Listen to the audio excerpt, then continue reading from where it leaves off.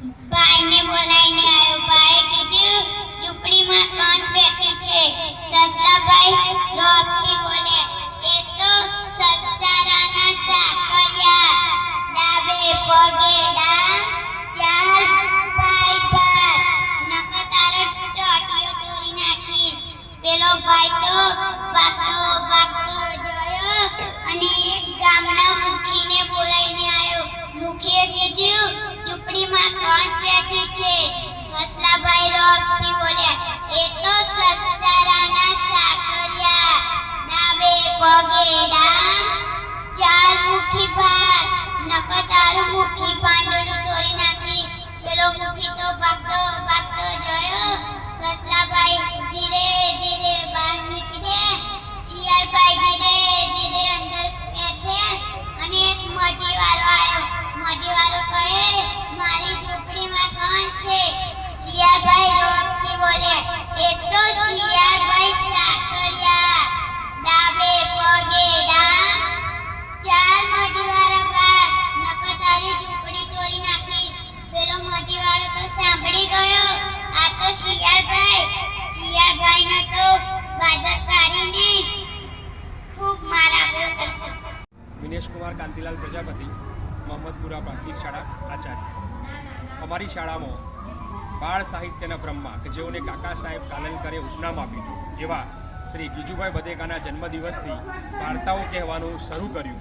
આજે અમારી શાળામાં અનેક ફાયદા વાર્તા દ્વારા જોવા મળ્યા છે. આવો આપણે સાંભળીએ સ્ટાફ મિત્રોના મુખ્યથી.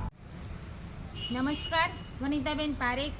વાર્તાનો વડલો. અમારી શાળામાં વાર્તાના વડલા નીચે વાર્તા કહેવાથી બાળકોની અનિયમિતતા દૂર થઈ છે અને બાળકો હોશે હોશે આનંદ સાથે આવતા થયા છે અને બાળકો પોતાની આગવી શૈલીમાં પોતાની પ્રાદેશિક ભાષામાં વાર્તાઓ રજૂ કરતા થયા છે. વાર્તા દ્વારા બાલવાટિકાના બાળકો પ્રાર્થનામાં સરસ રીતે વાર્તા રજૂ કરતા થયા છે અને તેમનું સંકોચ શરમ દૂર થાય છે. વિનેશ કુમાર કાંતિલાલ પ્રજાપતિ, મોહમ્મદપુરા પ્રાથમિક શાળા આચાર્ય. અમારી શાળામાં બાળ સાહિત્યના બ્રહ્મા કે જેઓને કાકા સાહેબ કાલનકરે ઉપનામ આપ્યું એવા શ્રી ગીજુભાઈ બધેકાના જન્મદિવસથી વાર્તાઓ કહેવાનું શરૂ કર્યું. આજે અમારી શાળામાં અનેક ફાયદા વાર્તા દ્વારા જોવા મળ્યા છે. આવો આપણે સાંભળીએ સ્ટાફ મિત્રોના મુખ્યથી. અમારી શાળામાં વાર્તાના વડલા નીચે વાર્તા કહેવાથી બાળકોની અનિયમિતતા દૂર થઈ છે અને બાળકો ખૂબ આનંદ સાથે શાળામાં આવતા થયા છે. નમસ્કાર. વાર્તાના વડલાના પ્રોજેક્ટથી બાળકોનો સ્ટેજ ફિયર દૂર થયો છે અને તેઓ ડર અને સંકોચ વગર પોતાની આગવી શૈલીમાં વાર્તા કહેતા થયા છે. વાર્તા દ્વારા ધોરણ 4ના બાળકોમાં શબ્દભંડોળનો વિકાસ થાય છે અને ભાષા શુદ્ધિમાં પણ વધારો થયો છે. વાર્તા દ્વારા બાલવાટિકાના બાળકો પ્રાર્થનામાં સરસ રીતે વાર્તા રજૂ કરતા થયા છે અને તેમનું સંકોચ શરમ દૂર થાય છે. નમસ્કાર. અમારી શાળામાં પર્યાવરણ દ્વારા બાળકોને વિવિધ ઔષધિઓ વિશે જાણકારી મળે છે. બાળકો પર્યાવરણની વચ્ચે વાર્તાઓ વાંચે છે. વાર્તાઓ વાંચીને તે લોકો પુસ્તક સમીક્ષા જાતે રજૂ કરી શકે છે. વાર્તાઓનો બોધ આપી શકે છે. વાર્તાઓનો અર્થ સમજી શકે છે અને એ દ્વારા પોતાના જીવનનું ઘડતર પણ કરી શકે છે. નમસ્કાર.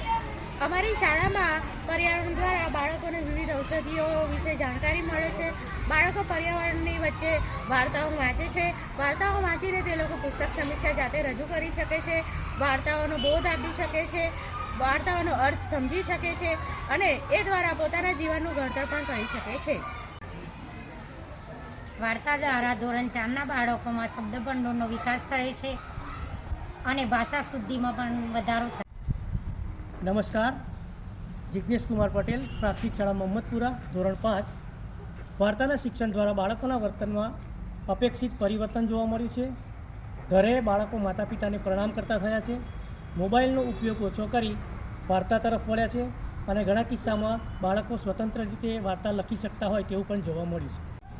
પ્રજાપતિ સંયુક્ત મોહમ્મદપુરા પ્રાથમિક શાળામાં ચાલતા વાર્તાના વડલા દ્વારા બાળકો ધ્રુવ, પ્રહલાદ, નચિકેતા જેવા વ્યક્તિઓના મૂલ્યોનો પરિચય મેળવે છે તેમજ ભારતીય સંસ્કૃતિ વિશે પણ જાણે છે અને ભારતીય સંસ્કૃતિના વારસા વિશે પણ જાણતા થયા છે.